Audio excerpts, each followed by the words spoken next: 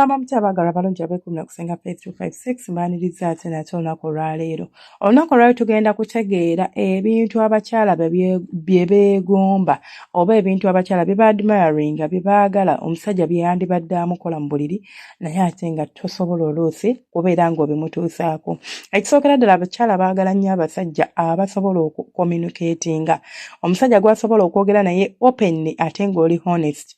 Nti bw'osanga emmana yange ng'erimu akasu osobola okiŋŋamba nga teweesise ate nga tonvodde like si mu ngeri ebeera enzikakkanya bati mu ngeri ennungi ate era mu ngeri esobola okundaga nti okyogedde kubanga ofaayo.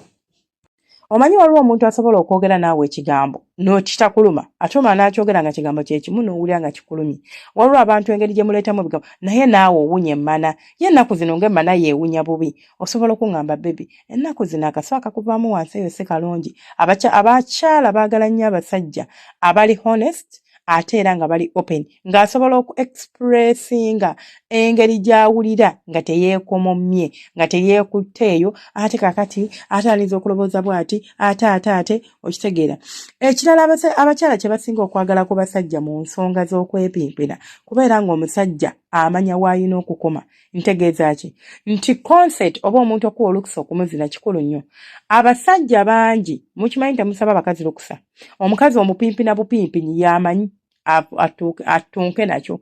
Like omugwira bugwizi ng'ate olina kumusaba lukusa.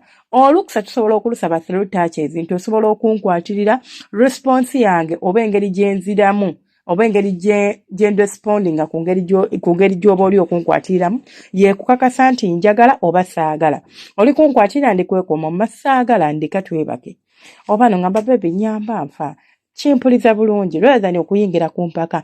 Njagala mukkirize mugaana abasajja abasinga abakazi mukwata bakwate. Omukazi omukwatako n'akulaga nti tayagala n'omwekakako era n'omuyingira. Omukazi anyumirwa nnyo omusajja gw'alaga nti tayagala n'akitegeera. Abamu vabala asobola n'okyoga n'agamba sikyagala sayagala siri mu moodo n'osigala ng'olemezaamu olinga atawulira byayogera si birungi nnyo. Emotional connection. Omusajja amanyi okubeera ng'asobola okukeeping in touch ng'asobola okusigala ng'akwagala at emotional level ng'akutegeera ng'omutegeera. Omusajja oyo anyuma okwagala era ye musajja anyuma okuzina emmana y'omukazi. Omukazi buli bw'aluzinga touch naawe emotionally adisconnectinga. Omukyala bw'adisconnectinga ku ggwe oba bw'ayawukana ku ggwe kino kye kituukawo sigamba okwawukanamu like physically. Asobola okuba nga waali naye emotionally nga taliiwo. Bw'aba taliiwo oba mu birowoozo nga taliiwo bino bye bituukawo aba muzibu nnyo okusanyusa mu kitanda kubanga aba takufiiringa. Ye mukyala gw'osanga ng'omuzina katini n'akala. Ye mukyala gw'osanga nga ne bw'oba omuzinyi otya takutawulira nga tebimunyumira. Why? Kubanga emotionally temuli connected naye. Osobola okubeera nga weekolako ba ne weetereza embeera yo n'otegeera nti mukyala wange nsobola ntya okumuleeta okubeera nga tukwatagana mu mbeera eyo. Kijja kuyambako mu nsonga z'okumupimpina, kijja kuyambako okuba ng'onyumirwa ate era kijja kuyambako okubeera nga omutuusako ntikko mu bwangu. Omusajja amanyi okutegeka omukyala. Bwe njogera kutegeka omukyala ye musajja asobola okuweeweeta, omusajja n'akutegeka, n'akunoonya, n'akuggiisa n'agenda okukuyingiza omukira ng'oyidde. Abakazi baagala nnyo ekintu ekyo. Buli bw'ojja ku mukazi n'omugwira bugwizi omumala appetite. Omukazi oba oyagala okumuzina anyumirwe ng'era oyagala okumutuusa ku ntikko olina okuba ng'omanyi okukola foreplay oba omanyi okubeera nga omuweeweeta. Bw'oba tosobola kuweeweeta mukazi nga tosobola kumutegeka my dear ebyo abakazi tebabyagala. Abakazi beegomba nnyo abasajja omusajja gw'abeera naye mu buliri n'atambuza emikono n'amuggiisa n'amunywegera n'amutuuka buli wamu. Ebyo bye bisinga okwagaza abasajja n'omulalula n'abeera nga aloboozako ggwe wekka.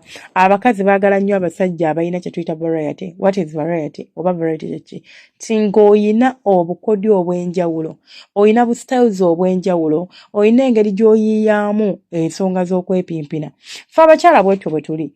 Nze tusobola kubeera ng'ompimpina ekintu kye kimu buli lunaku mu kiseera kye kimu mu bbanga lyemu nongamba nti bigenda kunnyumira. Njagala nnyo omuntu ayiiya nongamba leero tugenda ku out naye oba tuteeko out naye nongamba leero tugenda kola kaseewo bwe kati kugamba kinsanyusa ng'omukyala kindaga nti oteekamu obudde n'olobooza ku nsonga z'okwepimpira wabula togwirangwire.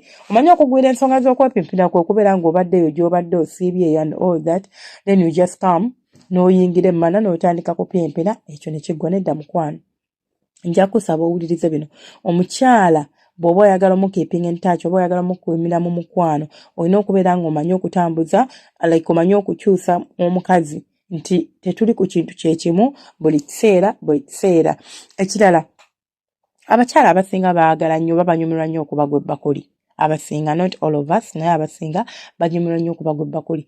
Bw'oba nga tolina buzibu nakyo mukwano osobola okigezaako. Omukazi ajja kwegomba, ajja ku admiringa, ajja kusiriwala era ajja kubeera ng'akuloboozaako ebbanga lyonna.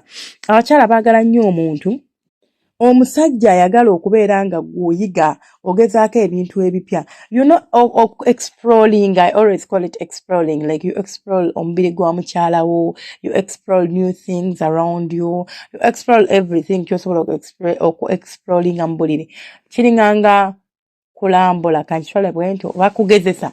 Like omukazi bw'oba oyagala okumusanyusa oba oyagala akwegombe olina okuba ng'oli ready okubeera nti ogezesa ebintu ebipya.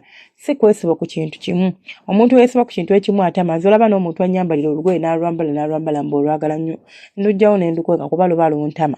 Olutunulako amaaso gange bwe gamanyiira ekintu munnange nze gantama. So abakyala twagala nnyo omusajja ng'asobola okubeera ready era ng'ali open ku nsonga z'okubeera nti tugezesa ekipya. Si bano abasajja booleetera ekintu n'omugamba baby nandisabe tugezese kano wakajeewa oli mwenzi kakati watandise okwenda n'ayomba n'ayogera ebigatta n'ebitagatta. Omuntu amanya nti omukyala atuuka ku ntikko, omuntu afokasinga era omuntu ayagala okutuusa ku ntikko. Abasajja abasinga mwefaako mwekka nti oluyingira emmana y'omukazi tattattattatta gw'olumala ng'ekyo kiwedde. Toyagala kumanya tobuuza, abamu bwakuyamba n'abuuza ne bw'aba kulaba nti kituufu ennyonta ekuluma akulekawo n'ennyonta yo nga takuwadde mazzi.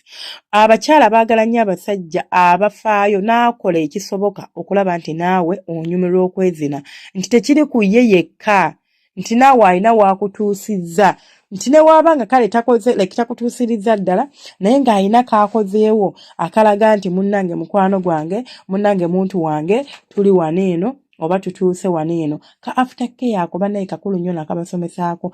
Olumala okusika omukira mu mana bw'oti we papa munno mukwate muzze mu kifuba. Abakyala babyagala. Bibalalula bibasiriwaza, mukwate muzze mu kifuba, mugamba obugambo obunyuma, muweeweete munywegereko bannange, muwambaatire. Abakyala babyagala ate era bitunyumira nnyo nga gye nkomeza. Baagala nnyo temwerabira ku subscribinga, ku likinga no commentinga. Mu abasubscribinga bannange nsiima bwongerwa, abasharinga mukama yaba abansasulira, abakomentinga mbeere bulungi, bafollowa bange abalungi nga gwe have worked with me bannaye nga lwe wammanya n'ogamba kyekyo. Nkwagala nnyo omuntu wange, nsaba Allah akunkuumire ate era akunjagalire mubeere bulungi temujjanga okwo. Tulina app yaffe bagiyita Senga Face 256 osobola okugenda ku Play Store. Tulina TikTok page bagiyita Senga Face 256 osobola ogenda not followinga. Tulina ne YouTube yeno. In case video eno ba audio eno erina weekutuuseeko nga tevudde ku channel yange manye eba evudde ku Senga Face. Jangu butereevu teekamu ekigambo Senga Face 256 subscribe obeere ng'otwegattako. Baagala nnyo temujjanga okwo mubeere bulungi.